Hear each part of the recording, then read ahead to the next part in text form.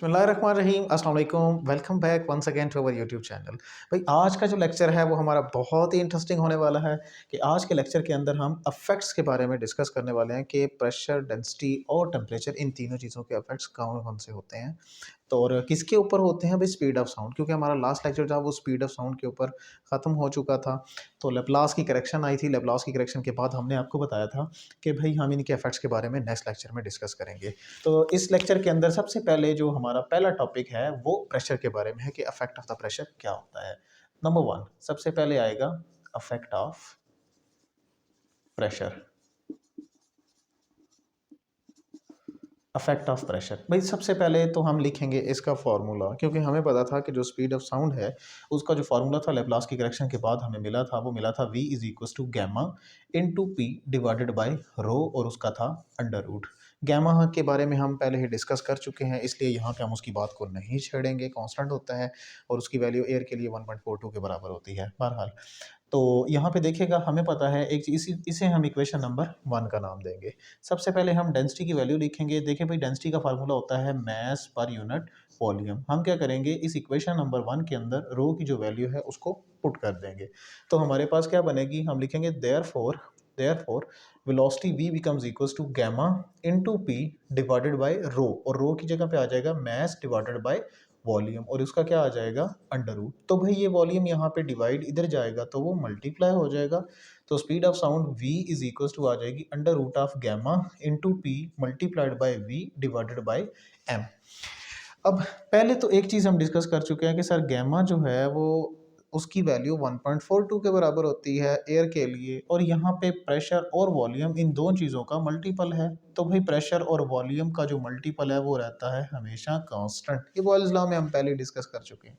जब ये कांस्टेंट हुआ और गैमा की वैल्यू भी कांस्टेंट है, यहाँ पे मैस जो है वो m भी कांस्टेंट है, तो इन सब चीज़ों को डिवाइड करने के बाद इनका अंडर रूट ले लें तो वो भी क्या आ जाएगा, कांस्टेंट। इसका मतलब ये है कि आपके पास स्पीड ऑफ साउंड जो है वो कांस्टेंट रहती है। तो यहाँ पे कहने का मतलब यह है कि सर प्रेशर जो है उसका कोई इफेक्ट नहीं होता, यानी प्रेशर अगर इंक्रीज़ या डिक्रीज़ कर दिया जाए तो प्रेशर के इंक्रीज़ या डिक्रीज़ करने से उसके ऊपर कोई इफेक्ट नहीं होता, यानी स्पीड ऑफ साउंड के ऊपर कोई असर नहीं होता। नंबर 2, दूसरे नंबर पे आज हम डिस्कस करने वाले हैं कि सर देखा जाए तो डेंसिटी का क्या असर होता है। तो ये बहुत आसान है, ये उसके फार्मूले से डायरेक्टली हमें पता चल रहा है। तो यहाँ पे हम उसको बहरहाल लिखेंगे, अलग से एक हेडिंग बना के लिखेंगे affect of density. Affect of density, भाई डेंसिटी का क्या असर होगा, देखें भाई दोबारा लिखेंगे। As we know that v is equal to gamma into P divided by rho, और उसका क्या आ जाएगा अंडर रूट। अब यहाँ पे अफेक्ट ऑफ डेंसिटीज का मतलब हमारा ताल्लुक डेंसिटी के साथ है, प्रेशर के साथ नहीं है। जब प्रेशर के साथ ताल्लुक नहीं है तो इसका मतलब प्रेशर और गैमा की वैल्यू वैसे कांस्टेंट है, तो प्रेशर यहाँ पे कांस्टेंट कर देंगे। हम लिखेंगे एट कांस्टेंट प्रेशर। जैसे ही प्रेशर हमारा कांस्टेंट हो जाएगा तो कांस्टेंट प्रेशर पे v इज इक्वल टू आ जाएगा। देखिए भाई गैमा कांस्टेंट है, p की वैल्यू भी कांस्टेंट हो गई, इट मींस दैट दोनों के दोनों सर ये तो कांस्टेंट हो गए हैं, तो कांस्टेंट का आ जाएगा अंडर रूट। तो कांस्टेंट भी अंडर रूट में और बटे में आ जाएगी रो। देखिए भाई अब होगा क्या कि कांस्टेंट का अंडर रूट ले लिया जाए तो वो भी क्या होता है, कांस्टेंट होता है।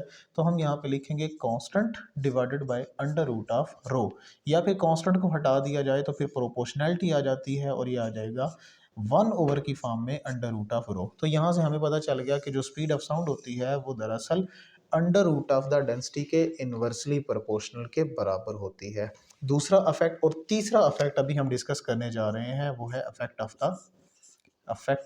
टेम्परेचर। अफेक्ट ऑफ टेम्परेचर, भाई टेम्परेचर का क्या असर होगा, देखिएगा होता क्या है कि हम फार्मूला वही यूज़ करते हैं जिसको हमने सबसे पहले लिखा है। As we know that speed of sound is equal to gamma into P divided by rho, और उसका आ जाएगा अंडर रूट। होगा क्या भाई, देखें अब होता ये है कि जब टेम्परेचर को हमने क्या कर दिया है, हम टेम्परेचर का असर देखना चाहते हैं, यानी टेम्परेचर के चेंज करने से क्या अफेक्ट होगा। टेम्परेचर का असर देखने के लिए गैमा और प्रेशर इन दो चीज़ों को रखा जाता है कांस्टेंट। तो वैल्यू हमारे पास बनती है v is equal to constant, क्योंकि स्क्वायर रूट लेंगे तो वो भी कांस्टेंट हो जाएगा, और अंडर रूट में जस्ट रह जाएगी हमारे पास डेंसिटी। अब होगा क्या, गौर से सुनिएगा, देखें कांस्टेंट, क्योंकि गैमा और पी दोनों कांस्टेंट थे, अंडर रूट लिया वो भी कांस्टेंट हो गया, उसको छोड़ दें, बटे में रो आ गई है। अब सवाल तो ये पैदा होता है कि सर ये नहीं कांस्टेंट हो सकती, तो इसका जवाब है भाई ये कांस्टेंट नहीं रहता। वजह क्या है कि हमें पता है सर रो जो होती है यानी डेंसिटी वो बराबर होती है मास डिवाइडेड बाय वॉल्यूम के। तो मास पर यूनिट वॉल्यूम के अंदर ये होता है कि अगर तो आप टेम्परेचर को कर देते हैं इंक्रीज़, तो चार्ल्स लॉ के मुताबिक टेम्परेचर इंक्रीज़ करने की वजह से वॉल्यूम हो जाता है इंक्रीज़। जैसे ही वॉल्यूम बढ़ जाएगा तो डेंसिटी हो जाएगी वहाँ पे डिक्रीज़। अगर डेंसिटी डिक्रीज़ हो जाती है तो डेंसिटी के डिक्रीज़ होने से स्पीड ऑफ द साउंड जो है वो इंक्रीज़ हो जाती है। इसका मतलब ये हमें समझ आ गया कि सर अगर आप टेम्परेचर को इंक्रीज़ करेंगे तो टेम्परेचर के इंक्रीज़ करने से स्पीड ऑफ द साउंड जो है वो इंक्रीज़ हो जाती है। और अगर आप टेम्परेचर को डिक्रीज़ कर देते हैं तो टेम्परेचर को डिक्रीज़ करने की वजह से डेंसिटी की वैल्यू इंक्रीज़ हो जाएगी, और डेंसिटी की वैल्यू अगर बढ़ेगी तो स्पीड ऑफ साउंड वहाँ पे डिक्रीज़ हो जाएगी। तो ये था आज का हमारा लेक्चर जिसके अंदर हमने तीनों टॉपिक्स जो हैं यानी तीनों इफेक्ट्स वो डिस्कस कर दी हैं।